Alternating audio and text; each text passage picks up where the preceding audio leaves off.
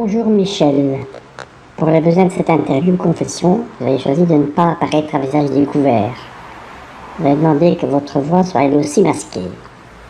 Et vous avez choisi de vous adresser à un média libre. Est-ce que vous pouvez nous expliquer pourquoi ? Oui, bonjour. En effet. Ce que je souhaite dire, c'est trop important pour que je puisse me permettre de le faire autrement que de manière anonyme.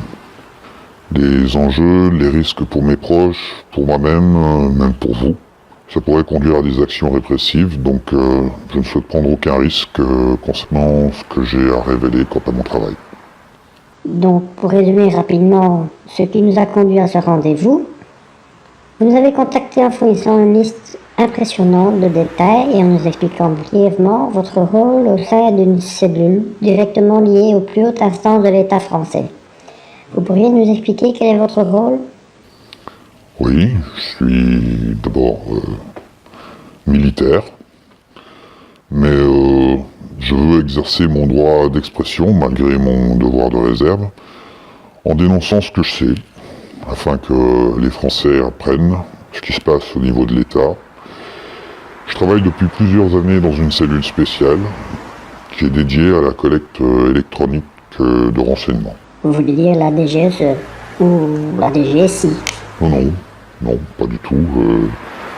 Il s'agit d'une cellule beaucoup plus discrète. Les informations que nous collectons sont directement transmises au sommet de l'État où ensuite elles sont traitées. Vous pouvez nous parler de votre métier un peu plus, votre rôle à vous ? Oui, je suis lié à une unité secrète de surveillance. En quelque sorte, on pourrait dire que je suis un hacker. Alors en français, on dirait un pirate informatique, mais c'est pas une très bonne expression, parce que le rôle d'un véritable hacker, c'est précisément de s'introduire partout là où les accès sont limités, voire interdits. Donc vous piratez des banques de données, des sites informatiques, des entreprises ? Non, pas du tout. Non, je suis un hacker gouvernemental. Mon patron, c'est l'État. Et mon travail, c'est uniquement la récolte de renseignements, la surveillance. Mais alors votre travail est complètement légal, pourquoi vous insistez sur l'anonymat ? Alors, c'est-à-dire que mon travail est officiel en qualité de militaire, bien sûr, mais mes activités ne sont pas forcément très légales. C'est d'ailleurs ce qui m'a motivé pour vous contacter et pouvoir en parler. De quelle manière sont collectées ces informations ? Par tous les moyens possibles dont nous disposons. On va dire des écoutes téléphoniques, de la surveillance internet, des caméras discrètes, des filatures physiques, de la récupération auprès d'indics, tout ce qu'on peut avoir sous la main. Il y a quelques mois, par exemple, le grand public apprenait que la CIA et la NSA, après avoir mis la France entière sous écoute, nous avaient donné accès à la technologie dont ils disposaient. Il n'a pas fallu beaucoup de temps pour que des personnes chez nous soient formées et prennent en main les outils qui nous étaient offerts. Par exemple, en théorie, pour mettre un téléphone sur écoute, la personne qui conduit l'enquête doit travailler dans le cadre d'une commission rogatoire, c'est-à-dire obtenir une autorisation d'un juge d'instruction, d'une autorité, et ça n'est accordé que sur les bases d'un dossier solide de présomption d'activité illicite ou dangereuse. De même qu'intercepter des emails, placer un tracker GPS, tout ça, ça doit être justifié. Tracker GPS, ça sert à quoi ? C'est une puce, une puce électronique, c'est minuscule, c'est une puce qui reçoit des données satellites GPS et GLONASS, qui sait à chaque instant où se situe la cible sur la surface de la planète. Il va retransmettre ces données via le réseau de téléphonie mobile vers la cellule Richelieu, donc à laquelle j'appartiens. Tous les smartphones en sont équipés, mais il existe aussi des petits appareils qui peuvent être placés n'importe où et qui ont exactement la même fonction. C'est un peu de la science-fiction tout ça, vous travaillez dans un film de James Bond. Non, pas du tout là, vous êtes un peu à la traîne. Non, en fait, vous achetez ça pour pour quelques dollars, c'est disponible sur Internet. Vous pouvez traquer, si vous voulez, votre voiture si elle est volée, votre chien s'il se perd, surveiller les activités de votre femme si vous en avez envie, de vos enfants, de vos ados, peu importe. Mais ça, c'est pas forcément illégal. Non, ça c'est pas illégal. Lorsque c'est regardé ou présenté sous cet angle, ça reste tout à fait légal.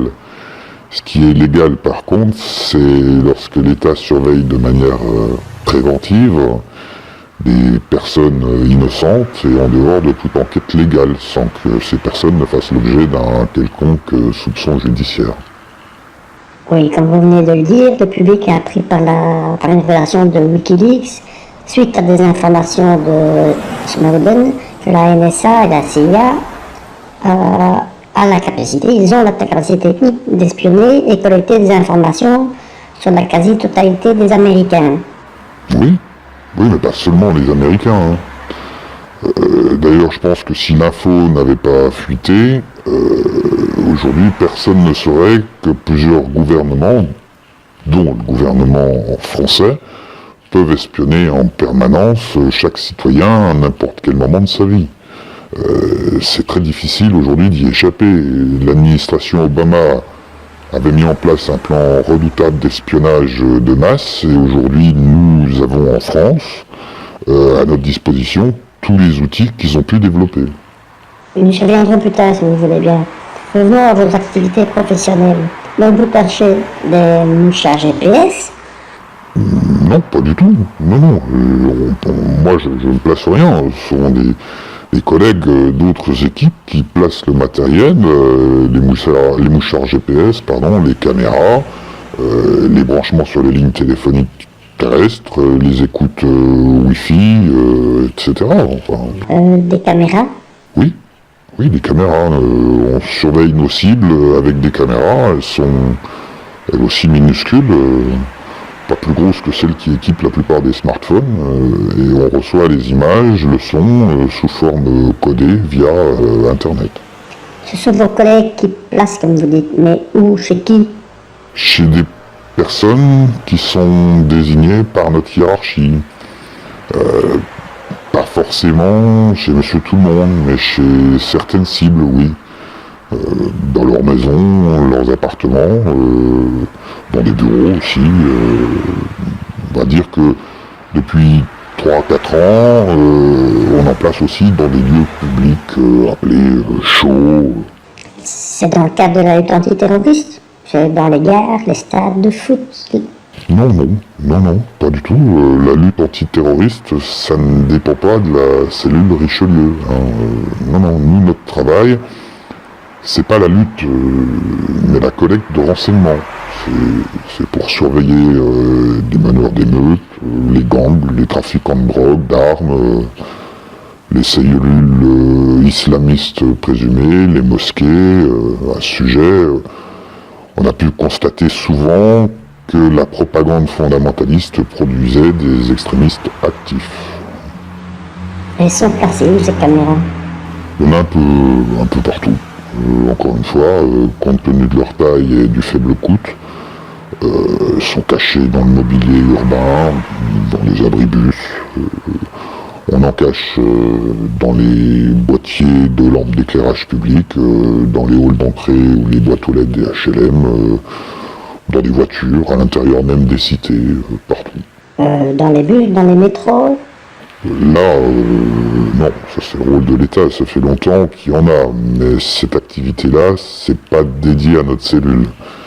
Un truc que nous faisons de plus en plus, comme je viens de vous le dire, c'est de placer une caméra dans une voiture stationnée à un bon endroit, au bon endroit, là où il faut, quoi. Et puis on la déplace ou on en met une autre.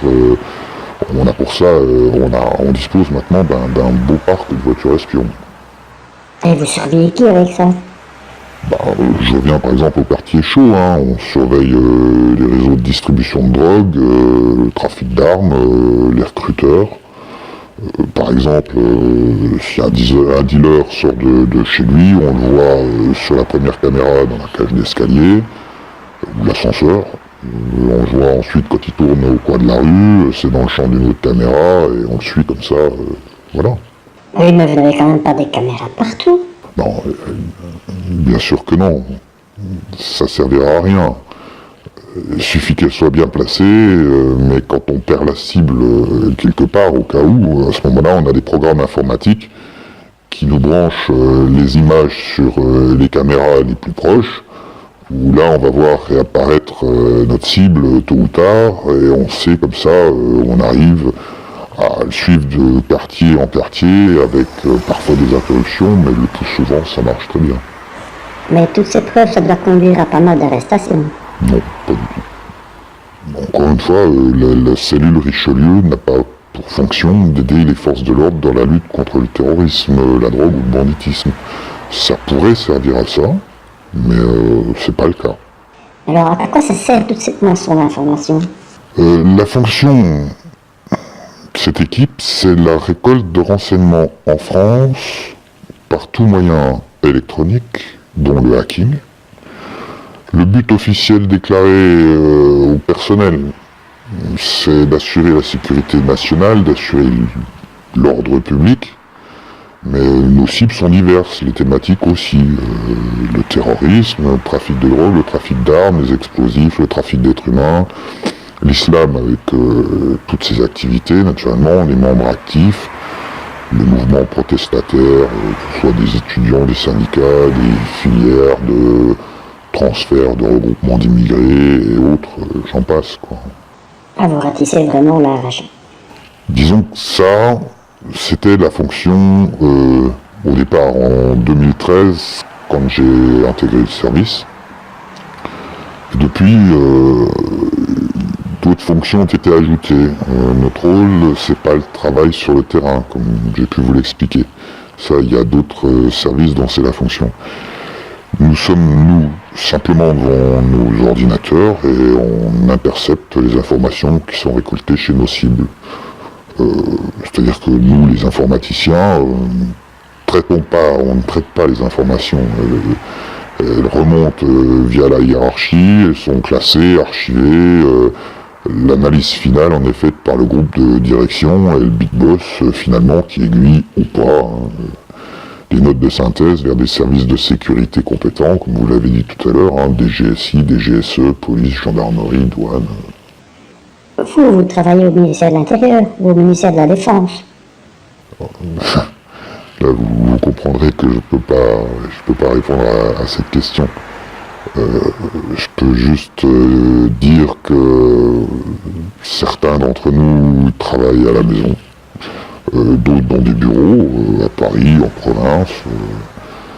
Ce sont toujours des bureaux anonymes qui ont l'air d'appartenir à des petites PME ou sans prétention.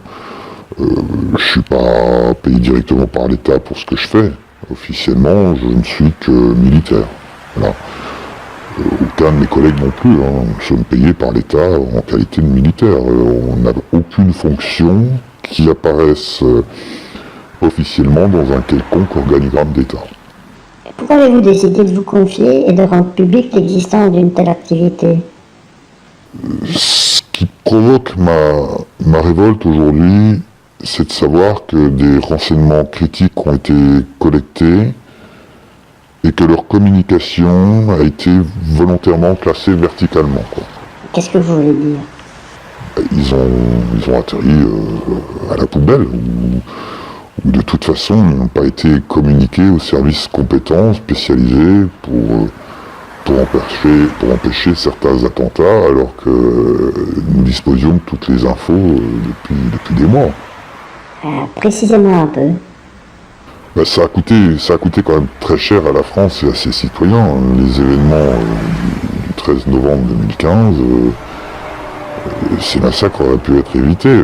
On avait suffisamment d'informations pour piéger les terroristes et empêcher divers attentats. Mais vos accusations sont graves. Vous sous-entendez que certains projets d'attentats étaient connus et n'ont pas été déjoués? Oui, parfaitement. Bizarrement, seul l'attentat contre Hollande au Stade de France a été déjoué.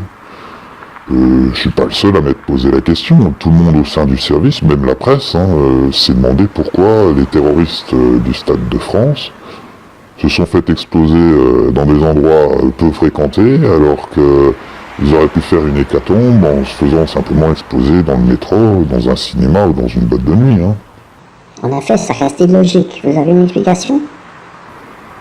Je pense que les forces d'intervention surveillaient tous les membres de ce petit groupe d'action grâce à nos informations. Les déplacements, les téléphones avaient été écoutés. On avait des photos de chacun des terroristes. On savait également que les explosifs avaient été commandés et livrés, que des ceintures d'explosifs avaient été préparées. On avait tout ce qu'il fallait. Mais vous dites que les services spéciaux n'ont rien fait. Alors, si, ils ont agi. Ça a même été assez adroit dans un sens, parce qu'ils ont manœuvré pour empêcher que les terroristes entrent dans le stade et s'approchent du président Hollande. Et ils les ont littéralement téléguidés. Et dès qu'ils ont été à bonne distance et dans des lieux isolés, les techniciens ont télécommandé les explosions. Non pas pour faire une hécatombe, mais uniquement pour tuer les terroristes présumés.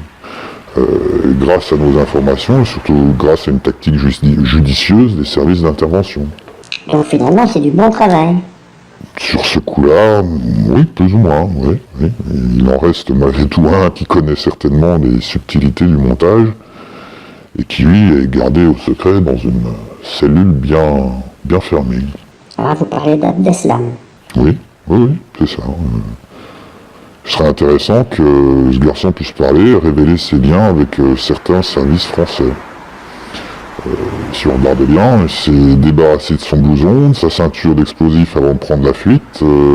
Comme d'après moi, il a compris qu'il avait été manipulé. Mais je doute qu'on puisse un jour l'entendre dire ce qu'il sait. Je ne serais pas surpris qu'il se suicide en prison. Vous avez des renseignements précis le concernant? Précis, oui, et nombreux. On l'avait suivi dans son petit tour d'Europe. J'ai passé Belgique, Autriche, Allemagne, Paris. On avait la liste de ses contacts, ses fournisseurs, ses planques, la liste des cibles potentielles qu'ils avaient étudiées. On avait intercepté une majorité de leurs communications. Il y a eu un rapport qui a conclu que leur action était imminente. Ce qui me semble scandaleux, encore une fois impardonnable, c'est que rien n'a été fait pour empêcher le massacre du Bataclan et de la brasserie.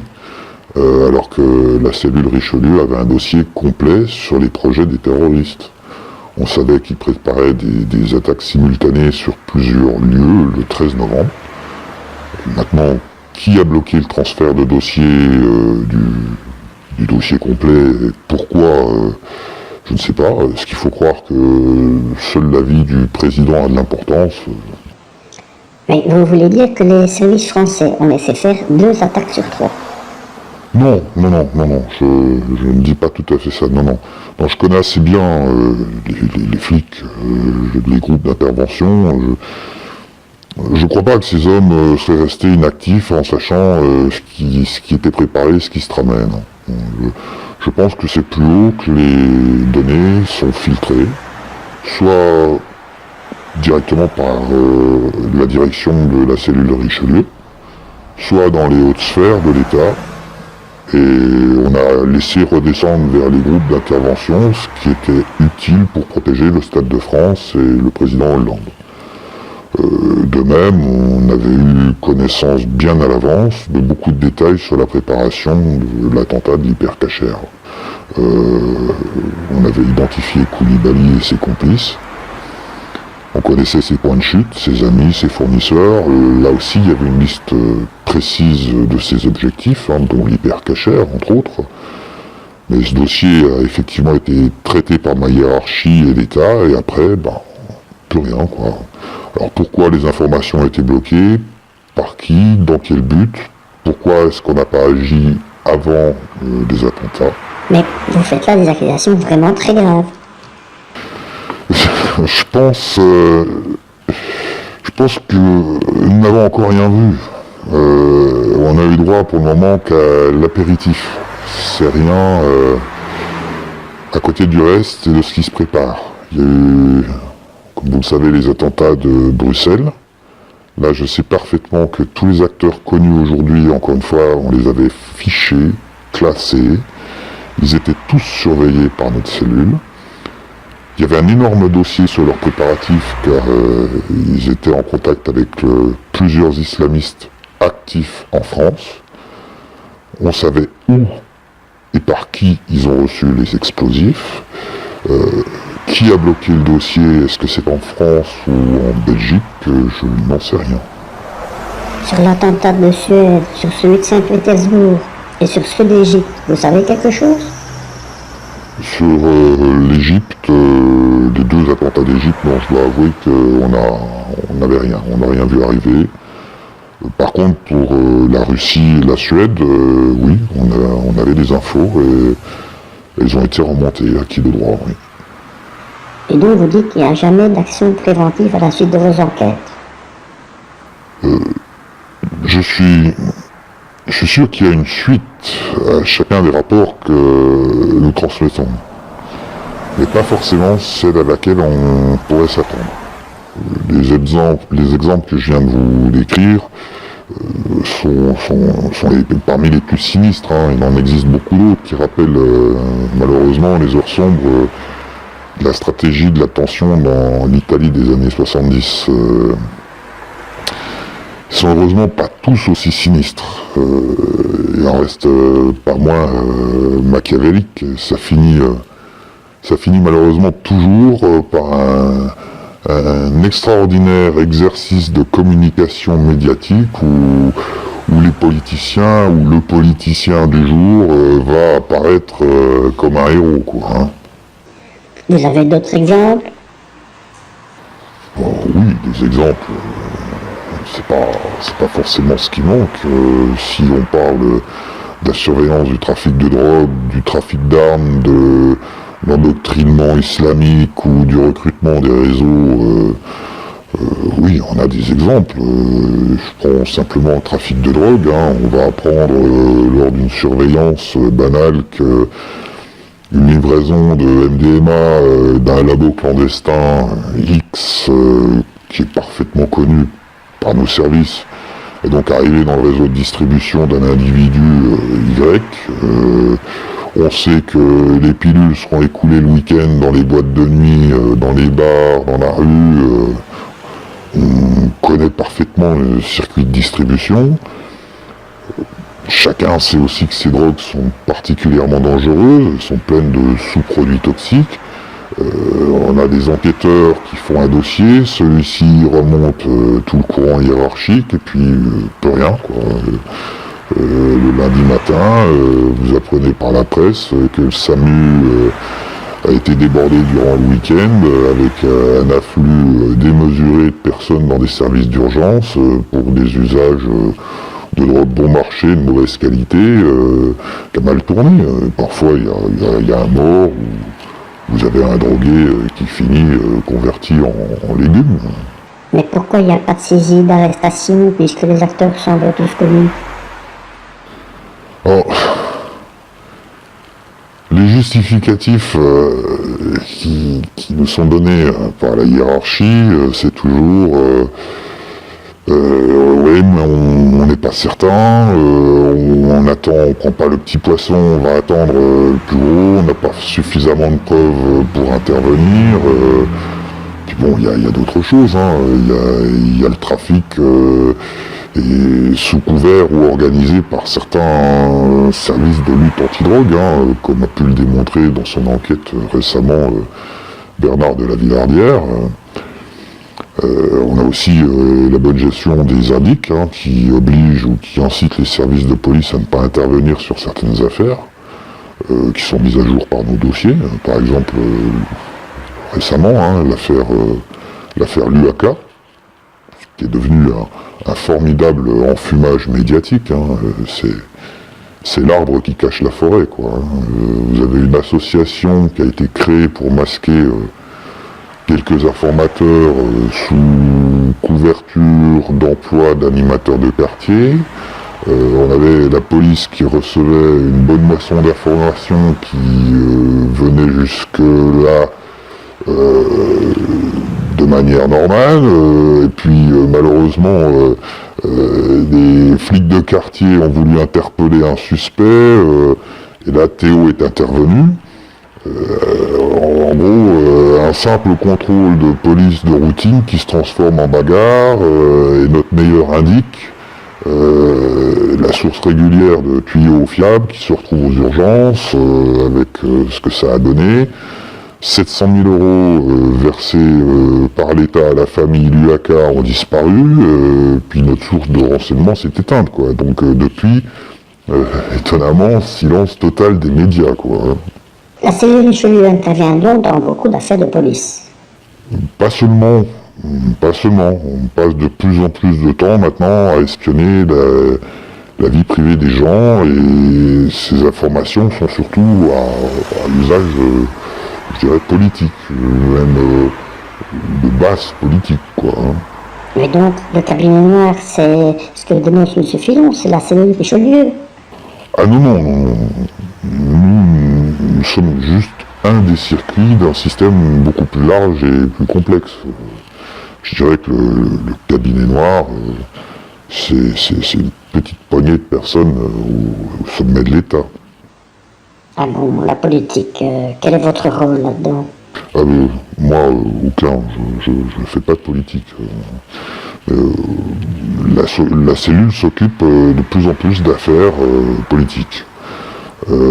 Tous les candidats à la présidence sont hackés par la cellule Richelieu.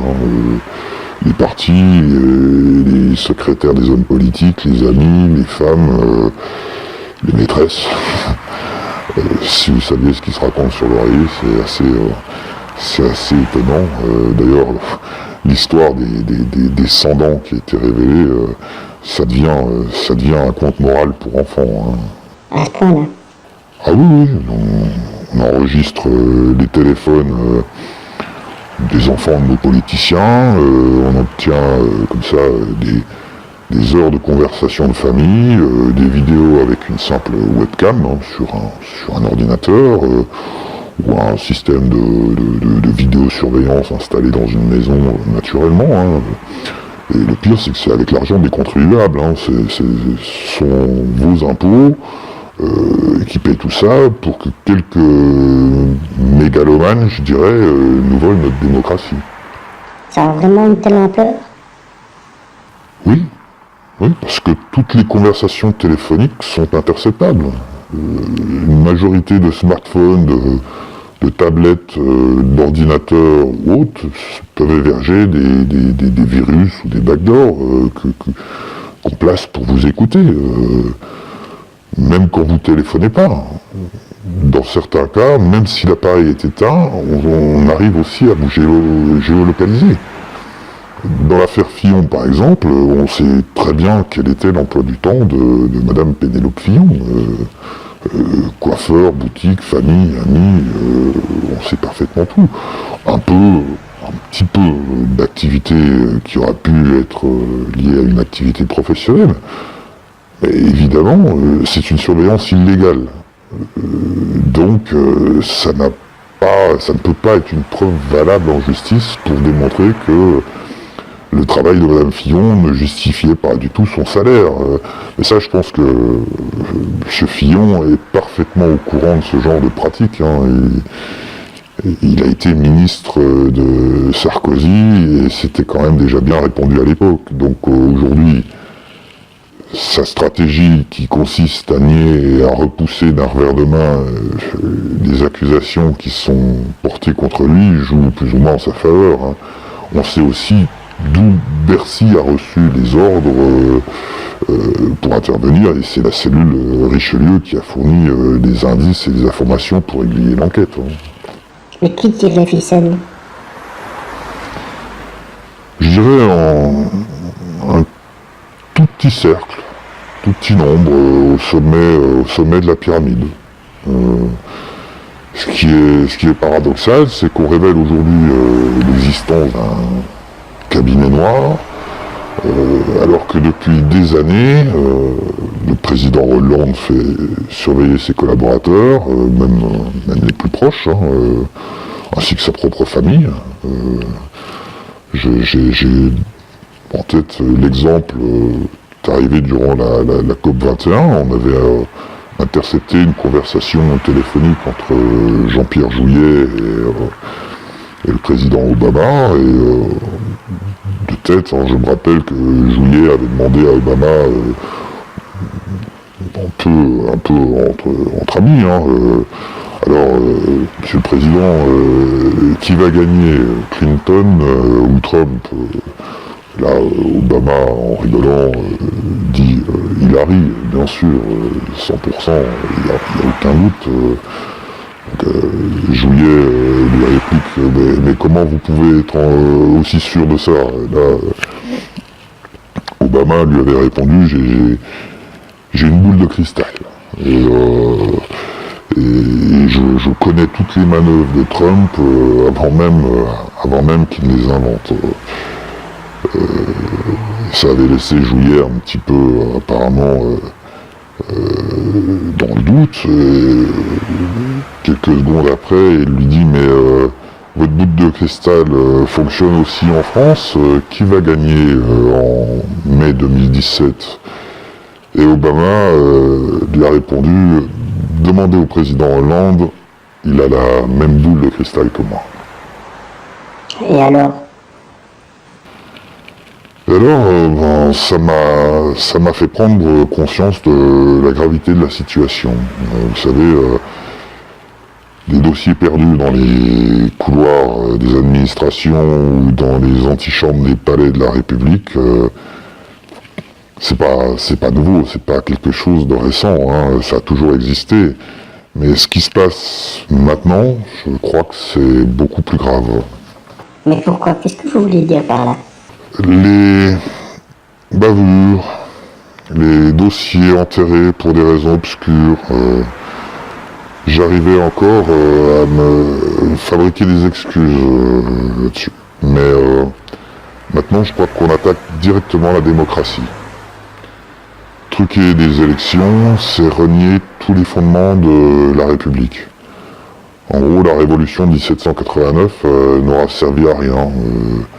On a aujourd'hui un petit club de politiciens véreux qui se perpétuent dans le pouvoir, avec un semblant d'alternance, d'opposition fictive, mais finalement, quand on regarde bien, il règne de manière aussi peu démocratique qu'un Louis XIV ou un Saddam Hussein. Avec tout ce que vous savez, vous pourriez témoigner devant la justice. Non, ce qui me concerne, c'est hors de question. Je crois que, dans le meilleur des cas, je finirai comme la policière Sandra Bertin, qui a été trahie par sa hiérarchie sous la pression du pouvoir politique. Sa carrière aujourd'hui est définitivement pourrie, terminée. Et au pire des cas, je vous laisse imaginer ce qui pourrait m'arriver. Ben non, expliquez-moi. Je ne veux pas laisser planer une menace de mort permanente sur mon entourage. Je ne vous donnerai pas de détails sur ma vie privée. Si j'ai une femme ou des enfants, des frères, des sœurs, ou même si j'ai un chien, ce sont des détails qui pourraient permettre ou conduire à mon identification parmi mes collègues. Donc je ne vous dirai rien. Mais là, vous faites un cinéma, vous avez vraiment peur d'être suicidé, comme on dit? Je crois qu'il y a effectivement de nombreux cas dans l'histoire du pouvoir où c'est arrivé. Rappelez-vous simplement du cas de Robert Boulin, par exemple. Vous avez vraiment peur? Peur, oui et non. Disons que j'ai pris soin quand même de prendre de bonnes précautions. J'ai constitué un épais dossier avec des enregistrements, des noms, des témoignages, constitués en plusieurs exemplaires, qui ont été placés pour chacun dans des endroits sûrs et qui seront révélés le cas échéant. Et donc maintenant, vous allez regarder et rien faire? Je crois que je peux malheureusement rien faire de plus que ce que j'ai décidé de faire avec vous, de témoigner. Qu'est-ce que vous diriez pour conclure? Je dirais que j'encourage quiconque et surtout les militaires, les policiers qui disposent d'informations comme moi sur ce sujet, à se questionner et à faire un choix entre leur devoir de réserve et leur responsabilité de citoyen, d'homme. Tout simplement, je leur dirais, défendez votre démocratie parce qu'elle est en danger. Bien, merci Michel pour avoir effectué cette démarche. J'espère que votre message sera perçu et que d'autres suivront votre exemple. C'est moi qui vous remercie.